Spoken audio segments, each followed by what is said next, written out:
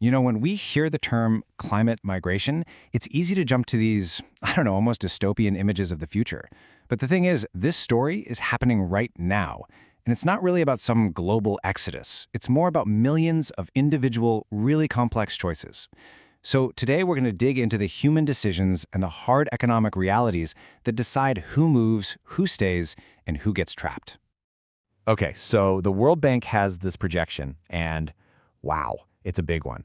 They're estimating that by 2050, up to 216 million people could be on the move inside their own countries. And this is because of those slow-burn climate impacts, like water shortages and failing crops.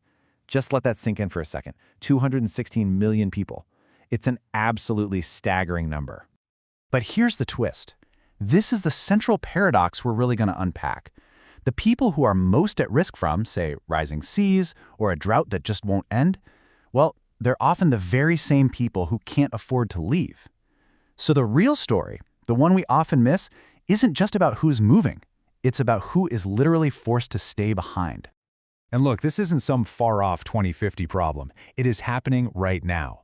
If we just look at the data from 2023, for all the new displacements inside countries around the globe, the majority, a full 56%, were because of disasters like storms, floods, and droughts.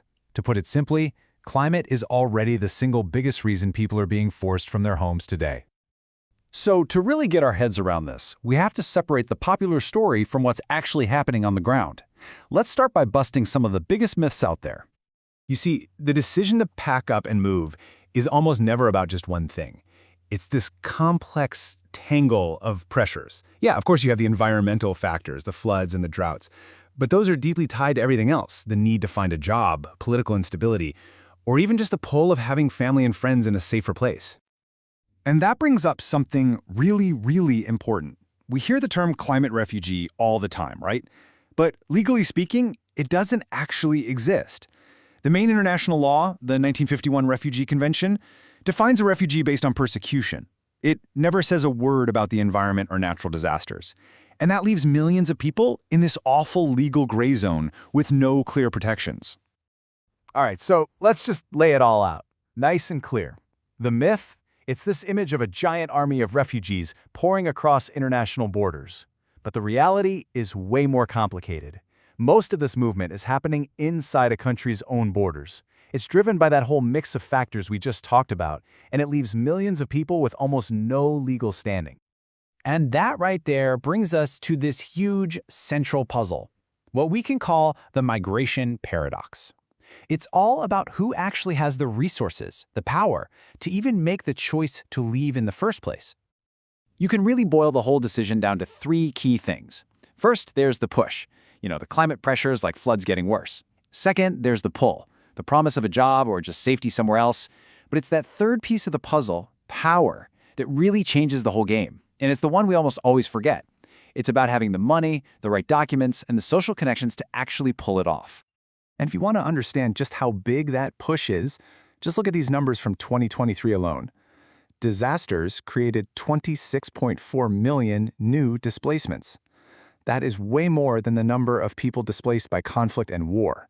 The environmental pressure is just immense. Which leads us to this really critical idea of trapped populations. These are the people who feel that push the hardest, but they just don't have the power to move. I mean, they're caught in this impossible situation. They don't have the money, the papers, or the network to get out. Even when staying put puts their lives in extreme danger. Okay, so this all sounds pretty bleak, right? Like an impossible problem. But what if we've been looking at migration all wrong? What if, instead of seeing it as just a crisis we have to stop, we started to see it as a solution, a really powerful way for people to adapt to a changing climate? This quote, this just flips the whole script. We hear governments talking endlessly about these massive $100 billion climate finance goals, but look at what's already happening on the ground. Migrant workers are quietly sending hundreds of billions of dollars back home every single year. This is a massive existing flow of capital. And that money is an absolute lifeline. You can think of it as a form of private climate finance. A construction worker in a big city sends money back to their family in a rural village. That money isn't just for food. It's to reinforce the roof before the next big storm hits, or to install a better irrigation system for a farm that's struggling with drought. It is funding resilience, one family at a time, from the ground up. All right, so where do we go from here? Looking ahead to 2050, it's important to remember we're not locked into a single future. The choices we make right now about policy, about emissions, are going to lead us down very different paths. Let's check out 3 possible scenarios. First up, you've got managed mobility. This is the smart path, right? It's a future where we actually plan for this movement, we prepare our cities, and we treat migration as a part of the adaptation puzzle. Then there's a much darker path, walls up, waters up. Imagine a world with tight borders and rising seas, forcing people into dangerous, informal journeys and creating one crisis after another. But there's a third way, opportunity migration, where we create legal pathways for people to move and we truly harness the power of migration to build resilience for everyone. And here's the kicker, and it's actually good news. The outcome isn't set in stone. The World Bank figures that with really strong, decisive action on cutting emissions and promoting development, we could cut the number of internal climate migrants by as much as 80%. 80%. What we do right now makes a huge, huge difference. So at the end of the day, it all comes down to this one big question.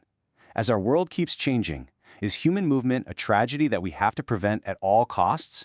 Or is it an inevitable reality that, if we plan with some foresight and humanity, we can actually manage, turning a potential crisis into a story of adaptation and opportunity? The answer we choose will define the world we all live in.